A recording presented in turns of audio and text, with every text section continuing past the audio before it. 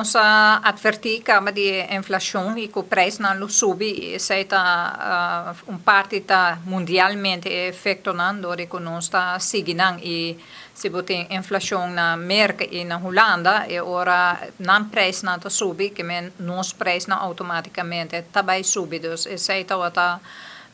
algo que nós primeira acaba de parte aí nós vai primeira consequência para petróleo também que tem da Ucrânia e guerra que tem. Atualmente o preço não está subindo e nós queremos para o resto do ano ele subir pouco mais, então estabilizar nossa espera. Nossa preocupação mais grande que tem atualmente está com mirando o que está passando acaba e cost of doing business, mas também o cost of living, dus para a gente não viver.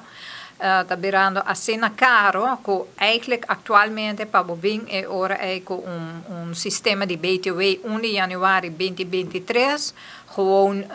nenhum gente, nenhum negócio por carga adicional paga just 4%. Nós temos lunas que está quejando riba diferente de ponto não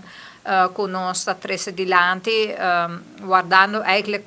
dia que o governo invita-nos para bem senta e para nós por dialogar pouco mais over de que a intenção está de BTW, pero mirando com o que a primeira está passando,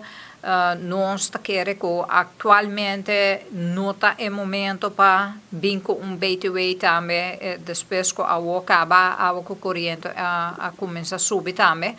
que já nós estamos saco e estava também passa se acaba. Então, é uma preocupação muito grande para sobre se Aruba, está onde é a isla mais cara do Caribe acaba,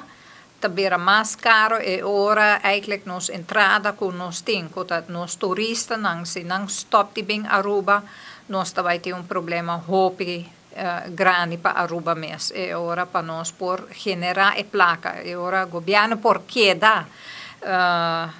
com ponto ribace com a mesma placa adicional para o CFT, CAFTA BISA, e sei realidade naturalmente se você chega a déficit maior, para lograr esse também de baixo gasto em vez de generar mais entrada.